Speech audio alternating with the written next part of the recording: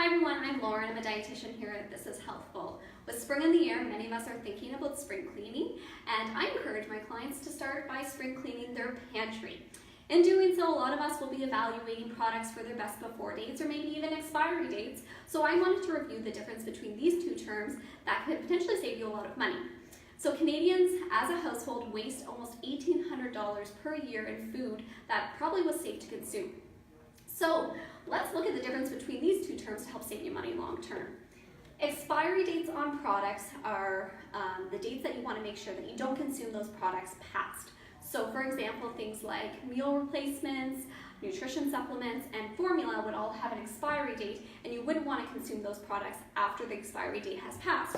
However, things like best before dates indicate quality rather than actual safety. So the food might not be as palatable, or there might be some vitamins and minerals lost over time, but it may be still safe to consume.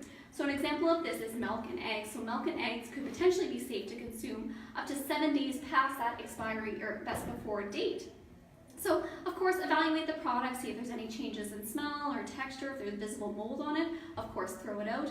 Or if you're on the fence, when in doubt, always throw it out. Another piece to this is if you're immunocompromised or feeding someone that is, make sure you err on the side of caution and not consume things before or past the best before date.